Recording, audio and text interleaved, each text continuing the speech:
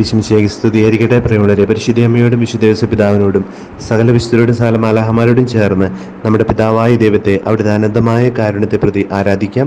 പരിശുദ്ധനായ ദൈവമേ, പരിശുദ്ധനായ ബലവാനെ, പരിശുദ്ധനായ അമർത്തിനെ, ഞങ്ങളുടെ ഈ ലോകം മുഴുവൻ്റെ മേൽ കരുണയായിരിക്കണമേ.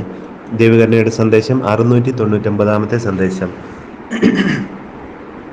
ഒരാത്മാവ് പോലും തൻ്റെ പാപങ്ങൾ എത്ര കടും ചുവപ്പാണെങ്കിലും എൻ്റെ അടുക്കൽ വരുവാൻ ഭയപ്പെടരുത്.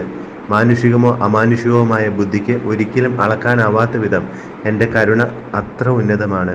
അത് നിത്യതയോളം അങ്ങനെ തന്നെയായിരിക്കും. പ്രിയമുള്ളവരെ, ദൈവത്തിൻ്റെ മാറ്റമില്ലാത്ത സ്വഭാവമാണ്. നിത്യതയോളം അങ്ങനെ തന്നെ ആയിരിക്കും. എന്താണ്? കരുണ കാണിക്കുന്ന സ്വഭാവം. ഒരാത്മാവ് അതിൻ്റെ പാപങ്ങൾ എത്ര കടും ചുമപ്പാണെങ്കിലും അത് എൻ്റെ അടുക്കിലേക്ക് വന്നാൽ, എന്നെ ശരണപ്പെട്ടാൽ, അതിനെ മാനുഷികമോ അമാനുഷികമായ ബുദ്ധിക്ക് ഒരിക്കലും അളക്കാനാവാത്ത വിധം അതിൻ്റെ എല്ലാ വിശുദ്ധീകരണങ്ങളും ദൈവം തൻ്റെ കരുണയാൽ പൂർത്തീകരിക്കുമെന്ന് ഓർമ്മപ്പെടുത്തുക. എത്ര കടും ചുവപ്പാണെങ്കിലും അതെല്ലാം ദൈവം നമ്മളോട് ക്ഷമിക്കുകയും വിശുദ്ധീകരിക്കുകയും ചെയ്യും. മനുഷ്യൻ്റെ ഏറ്റവും വലിയ ആശങ്കകളിൽ ഒന്നാണ് അവൻ്റെ ജീവിതത്തിൻ്റെ പാപകരമായ അവസ്ഥകളും അവയ്ക്കുള്ള പരിഹാരങ്ങളും. എന്നാൽ ഈശോ തന്നെ പരിഹാരമായിട്ട് മാറുക.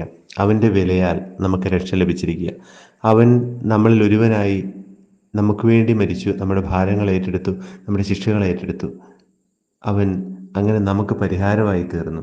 അതുകൊണ്ടാണ് ഈശോ പറയുക, അവന് മാത്രമേ അത് പറയാൻ അവകാശമുള്ളൂ.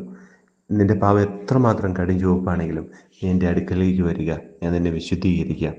ഈശോയെ, ഞാൻ അങ്ങയിൽ ശരണപ്പെടുന്നു.